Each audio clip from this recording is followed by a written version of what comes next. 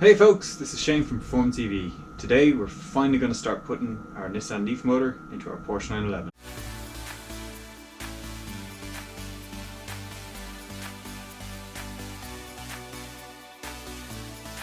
Hey folks, welcome to the channel. Thank you so much for joining us. For those of you new to this channel, this is my project to put a Nissan Leaf motor into a Porsche 911, so converting it into an electric car. Over the last, well, it must be a month now, even a month and a half, I've been gradually zoning in on a solution in terms of how to actually fit that motor into the 911. Obviously the shapes and dimensions are quite different from what was originally in there, and I wanted to do it in as compact a way as possible to leave as much room for the bulky items like the batteries. In the last video I think we finally cracked it in terms of figuring out what position to put it in and what orientation. So now I want to take that one step further, start looking at how we're actually then going to fix it in that position, how we're going to bolt it in, and to hopefully, if we've got time, start making some of the engine mounts or motor mounts that will be needed. And I'll probably take you through how it's actually likely to fit in there and some of the challenges that we're seeing. But yeah, join us as we go on this journey. So first step in this process is we're just going to bolt everything in place. Get the gearbox bolted back to the motor, and then get the engine mounts bolted onto the motor and gearbox.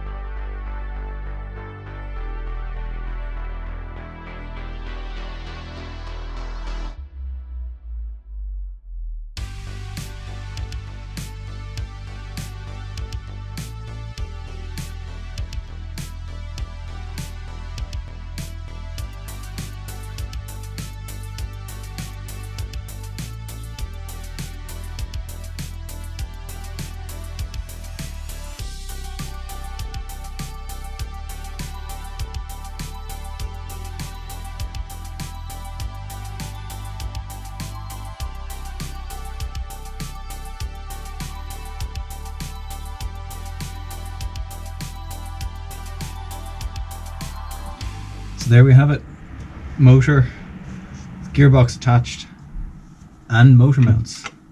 So I'm going to have to do some digging around, investigating, and see if this actually makes sense. See if we actually can fit in the space. So basically if the axles line up with where they're supposed to be, and then we'll look at how we would go about attaching it. So now that we have the motor in place, we need to see what we're actually working with. Is this just a pipe dream, or is this actually feasible? From this angle it looks great. What I'm going to do is actually go outside the car first off to see how things are looking. Alright, let me get some light on that, see if I can make it look any clearer. Alright, so second attempt. So what you can see there in the distance through the splines is the hole out of which the drive shaft on the Leaf motor is going to come out. So looking straight through the point at which the CV joint attaches to the Porsche axle, it's maybe a little bit too far forward, so I might need to move it back a bit. And at the moment it's looking a little bit high, but then the wheels are hanging low because they have been the car is raised on jack stands, and there's nothing pushing the wheels up, no weight on the car. So I'm not too worried about the height. It's the fore aft movement that we need to work on. So we need to pull the motor a little bit backwards. Alright, that's looking quite a bit better. So we've now got our motor more or less in line fore to aft. with where we need it to be, and yeah, maybe a little bit high, but I don't think so, given how much the wheels have dropped. Just actually to show you that this is now what the gap between the wheel and the body is. It's actually much lower than that once there's weight on the wheels.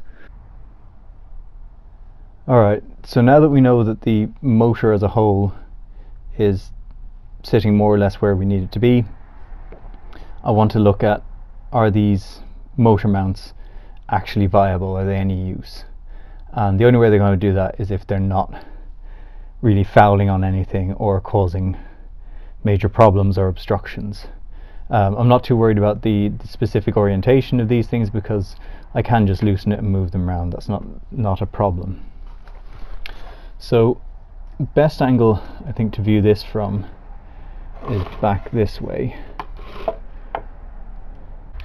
So I think the most important thing is that the main body of the mount, so the circular portion, is probably a good 2 inches or 5 centimeters away from the suspension uprights. So I think that gives us enough space to play with. The one thing we are going to have to be careful of is the anti-roll bar, which bolts on here, just making sure that doesn't interfere or foul with anything. But essentially we're going to want to provide something that this mount itself can connect to, and that's what's going to hold the motor upright. Let's check the other side. And on this side, similarly, we do have space to play with in terms of being able to utilize these mounts without causing any undue pressure or fouling on the suspension uprights here. So that is really looking promising. So the eagle-eyed amongst you will have noticed, as we're looking at this, that there's one challenge here, and that there's not actually anything below these engine mounts that I can actually bolt them to. So I can't just run, if there was a frame rail here, I just run some steel up and bolt it in there, and that's nice and easy. And if I'd chosen probably one of any number of other cars, that would be the case, where even if it's a monocoque construction, there's still like frame rails and stuff coming out at the lowest level of the car, onto which things like the engine and that bolt. Porsche is different in that the engine and gearbox are actually suspended from the body rather than sitting on it or in it. So if we come around slightly and look up here, that's one of 2 engine mounts that sit just at the back, the very back of the engine bay, and the engine bolts onto those. So there's only 2 of them. And then at the front, you've probably seen me playing around with the transmission mount, which again just is suspended from the tunnel, and the transmission bolts onto that, which means all this space up here that's filled by the engine and transmission, it's actually only held in place at 3 points, 2 at the back, 1 at the front, and then it's just the rigid construction of the combined engine and transmission that actually hold it in place and mean that it's solid the whole way through, so it only needs to be mounted on those 3 points. I guess my concern is that whatever I construct is going to be made of lots of bits of kind of steel or aluminium, whatever it ends up being in the end. The first version is definitely going to be steel, just for ease of construction. I don't know if I can make it rigid enough to hold the weight of the motor and the batteries just with the 3 mounting points. So that's why I've added this rail here going across It's actually attached to the same rail that comes out of the car that the engine mount's attached to. So, you know, I'm not applying weight to anything that wasn't already designed to hold it. But this will give me a mid-mounting point between the engine mounts and the transmission mount that I can suspend stuff from. So the question is then, how are we going to get around this? Basically, I'm going to suspend. Well, I'm going to have to do what Porsche did, and I'm going to suspend everything. But what I'm planning to do is to create a suspended frame that's going to form engine mount, battery box, and I guess ancillaries mounting, so things like the inverter, charger, potentially any additional components that need to be mounted somewhere that previously ran off the engine, and mount the motor inside that. So I'll try and use the motor mounts and the frame rail here, connecting those together both at an upper point and down below the engine mount. Obviously no lower than where the engine previously went, so I'm going to have to do some measurements on that. But that'll effectively be a slightly off cube rectangle frame on this side, and then at the front we'll have it kind of darting forward from here and heading down to the point at which the transmission mount was, and then bring again some lower level tubing forward to meet up in line with here, probably going over or in some way around the central bracing that goes between the two bits of the suspension, and that will then give me hopefully 3 points at which to mount the motor. So one on each side here and here, going up to these engine mounts, and then one at the front, using the front mount that attaches to the front of the gearbox. So yeah, nice and easy. It's hopefully reusing various mounting points will mean that the motor will be well protected from any road vibrations, and that the car itself will be protected from any, the torque coming from the motor, and that there'll be enough give in it that it won't rip anything off the mountings or anything like that. So yeah, let's get measuring, and then we'll get cutting and then welding, and then we'll be done eventually.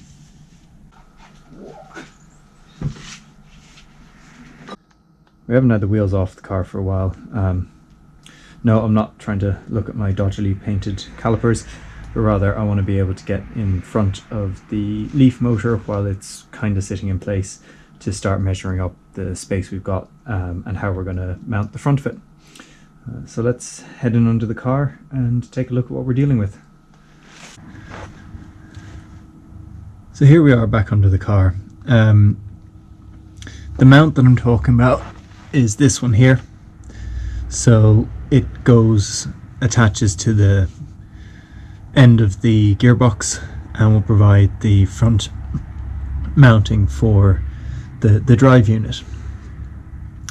And we need some way to connect it to the body. Now, there are obviously parts of the body quite close to it in terms of the sheet metal here, but I don't 100% trust the strength of that. So what I want to do is use the work that's been done already basically by Porsche to find and create the strong mounting points and use those to mount this off of. So that would be these points here and up here, where the original mount went for the gearbox. Now, part of me had been thinking of trying to construct my own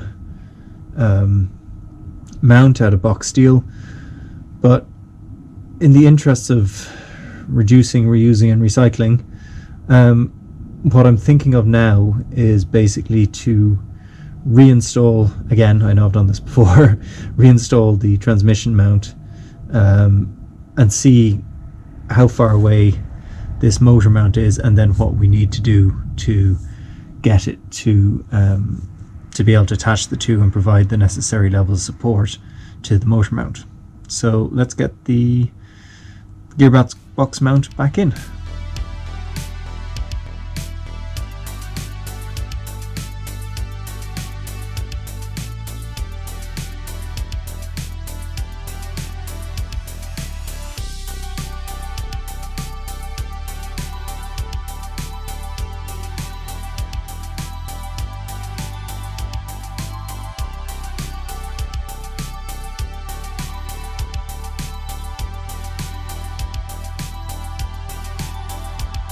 So in order to help us visualize how this mounting would fit, I've gone and created a template out of cardboard of the shape of bracket that I'm thinking of building to connect onto the existing transmission mount from the Porsche and to the gearbox for the Nissan Leaf.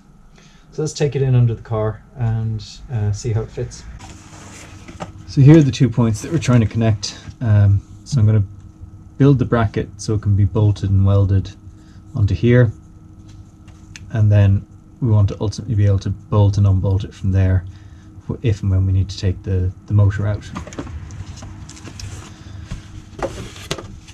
So here's my template. High tech, always the way to go. And if we align that with the different components, it actually seems to work ridiculously well. I might drop the lower edge down a little bit lower just so I can change the angles of the triangle to get them a bit closer to 45 degree, make them a little bit stronger. But as it stands, that's actually working really well. I'm going to go check out the other side, do a bunch more measurements, and if it works, then I guess I'll just start cutting some steel and try and put something together. We'll probably have to take some of this unit out just to be able to build it and then put it back in. Alright, we've got template version 2.0 here. Made it slightly longer down here because I do have a bit of space to work on, and moved the kind of bracing point here back a bit, so it's given us a 40 degree angle here, a 50 degree angle there, which should be plenty strong given the metal that we're planning to use. So let's see how it fits.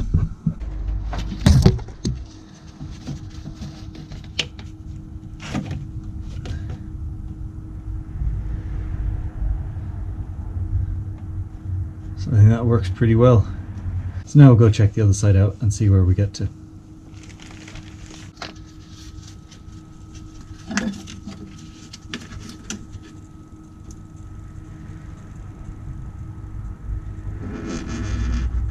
Alright, there we go. I think that's looking really promising. Slightly different angle for you here, but basically the mount on the Nissan Leaf gearbox is slightly offset in terms of the car, so we're going to end up with one of the brackets from the Porsche side in between the mount here, and the other one just outside it,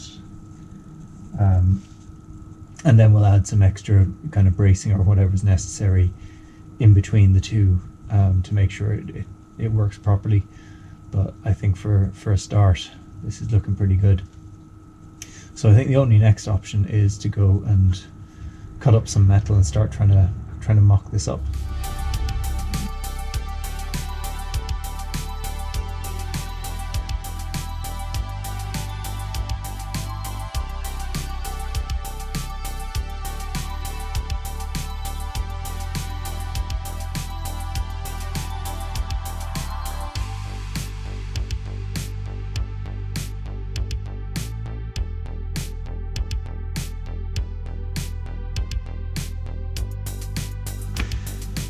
So we've got our bits of metal here. I'm just going to clean them up, get rid of any shards and make sure there's nice clean metal for welding it together.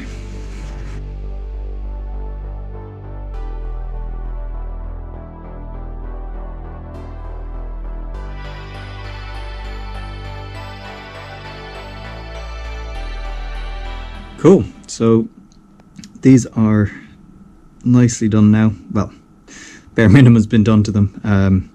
They get plenty of love and attention once they are all welded up and holes drilled and have reached their final stage, because there's nothing to say I won't have to do something with them, then cut it off, start again. So just so you can visualize what we're doing here, I'll just lay one of these out as I intend to connect it.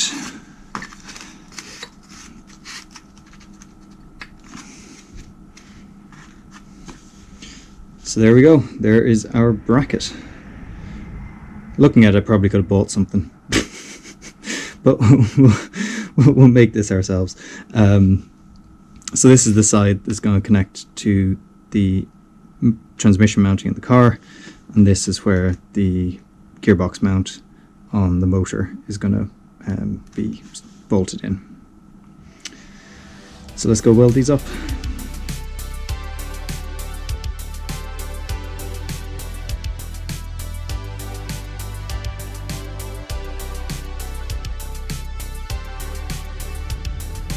Alright, before I complete welding these up, I just want to make sure that they actually seem to fit. If things aren't perfect, we can always adjust them, but I just want to make sure they're not too far off.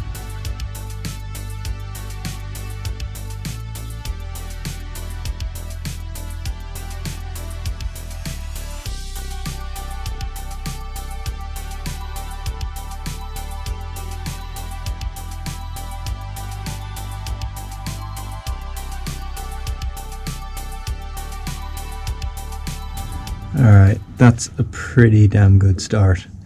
Yeah, I'm very happy with that.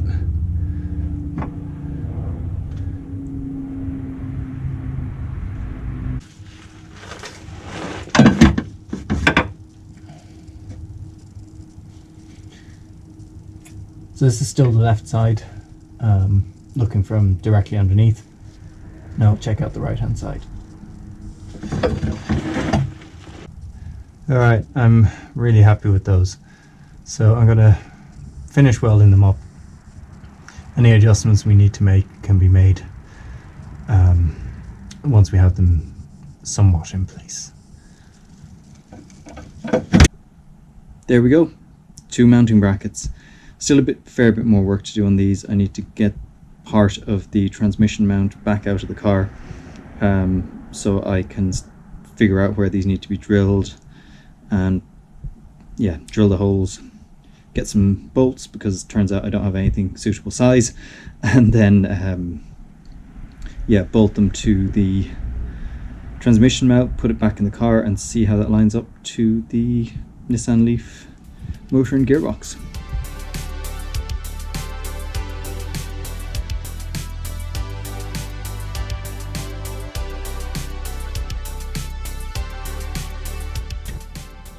Alright, so we've got our parts together for the first time. Basically, these mounting brackets are going to be attached to this existing bracket like that, and then we will be yeah, going from there. So obviously, in order to do this, we need to figure out where to drill some holes in these brackets and get some bolts and bolt them in place. Now, because of the shape, slightly outward shape here of this, we're going to put a small, just a piece of metal in between the two bits of the bracket, I guess, so that it is upright, and then we'll use a bolt coming through from the back to ensure that we're getting a perfect kind of 90-degree angle with the, get it perfectly perpendicular to the car.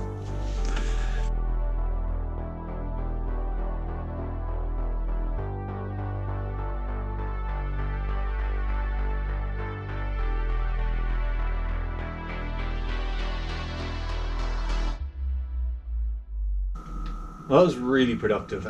We actually got further than I thought we were going to. Getting the engine mounts or the motor mounts done for the front is a big step forward. Obviously there's still the actual act of bolting them in place. Simple thing of not having the right size bolts will always slow you down, but it's a big step forward. So we'll get that bolted at the front and then start figuring out how to do the back in the next video. I hope you've enjoyed continuing to follow me on this journey. If you have and you're not already subscribed, please consider subscribing. As always, feel free to like the videos or drop some comments in. As I say, I try to answer as many as I can, or at least I do actually read all of them, and I do take your feedback on board, as some ideas for how to do this have come from people in the comments, so thanks for all that. But yeah, we're just going to keep on working through this over the next few videos, so thanks for joining us and see you next time.